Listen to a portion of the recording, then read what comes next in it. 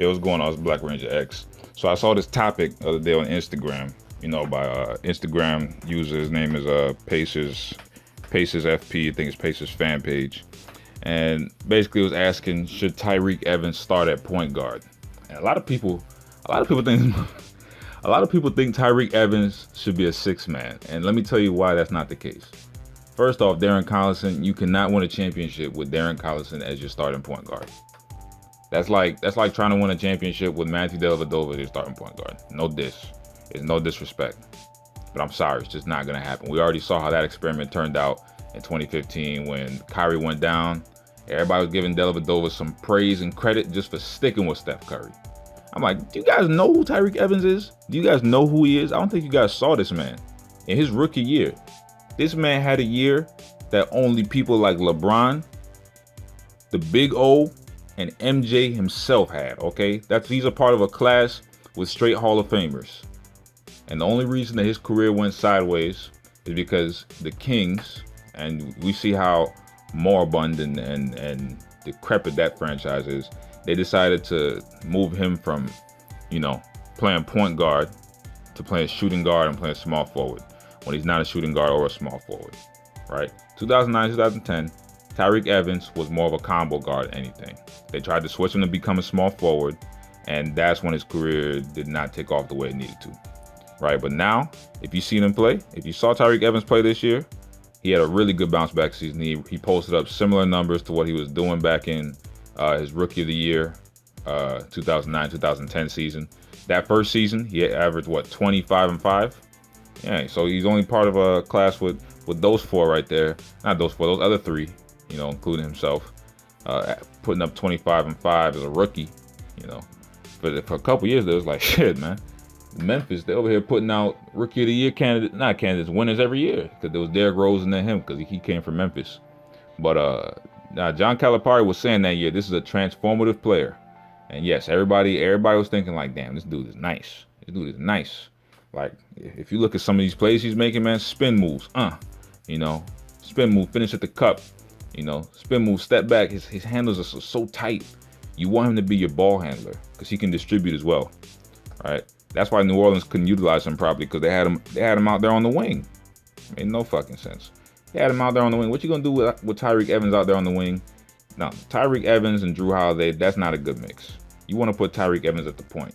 And since they already had Drew Holiday running the point, there was no point having Tyreke Evans, which is why they finally realized they need to ship him off, right? But if you look at what he's doing right now, or what he did with Memphis, my dude had a bounce back year. He shot 40%.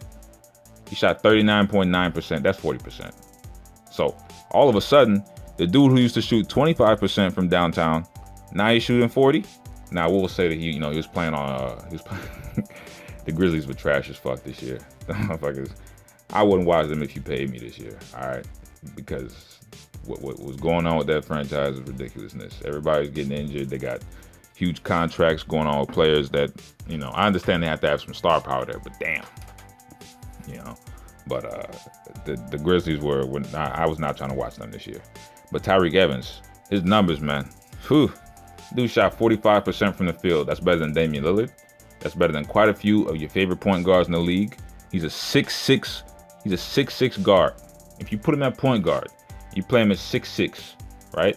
Let's say he loses a little bit of that weight. You can make him, well, not make him, because he's late in his career, but you can utilize him as a huge body on some of these shifty point guards in the league, like getting in the lane. First off, you can have him wear them down. Whole game, just have him ISO on someone like Steph Curry, someone like Damian Lillard. These point guards are smaller than him, man. It's gonna be easy money. He plays bully ball with at the point guard spot, man. Takes you an ISO, spin move, finish at the cup. He's got a big body so he can absorb the contact. He's almost an 80% free throw shooter. He's 78.5, right? So him going to the bucket, you don't want him just going to the bucket and just picking up fouls all day.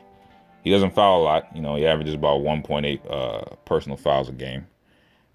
He still got his 5 assists, 5 rebound total. So this year, he's at 19, 5 and 5. So I mean, he's basically right back there at that form. And he's got the shot now, which is more impressive for me, because this season he was averaging 31 minutes a game. But in his rookie season, he was averaging 37. And he's averaging just slightly less points.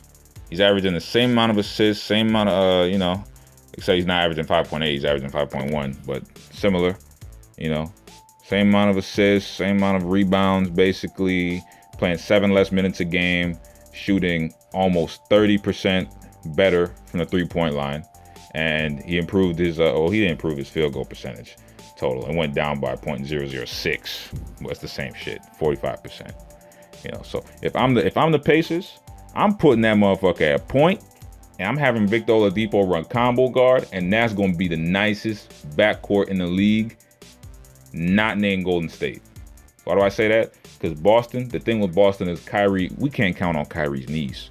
So we don't know how nasty Boston can be. Because Kyrie, that knee infection, man, that shit is serious. I don't know what's going on with him.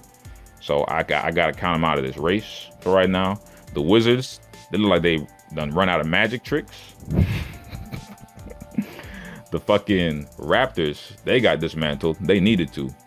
Shit. And then we look at the Blazers. The Blazers, they can get game plan for. The Blazers can get game plan for, as we saw in the first round. All you got to do is put Damian Lillard in the corner, cut off his pick and rolls. Don't allow him to pull up from 3 outside of the pick and roll. And CJ McCollum didn't get shut down, but he did get balled on. So on offense, he was doing his thing, but he was getting balled on defense. So that backcourt, they're not in the top 2. And then you got Klay Thompson and Steph Curry, who are obviously number 1. But I tell you what, you put 6'6" Tyreke Evans out there on Steph Curry, man, there's gonna be problems. Yeah, you might not be able to run with Steph Curry the whole night, but I tell you what, on offense, he's gonna be putting Steph to work. And you got Vic Oladipo. Vic's gonna be putting whoever's on him to work the whole night. So I'm just saying, look out for the Pacers being a sleeper Eastern Conference Finals run. They might have a magic carpet run where they get through the Wizards. They might slip by a Raptors team if things aren't gelling, or if they trade if the Raptors trade Kawhi because he doesn't want to stay. Because that's what will happen. The Raptors will trade his ass if they think that he doesn't want to stay. They will send his ass They will ship his ass off. So don't sleep on that. But the Pacers, they might do something. They won 7 games with the team that went to the finals this year, just like Boston, just that they won 7 games in the first round.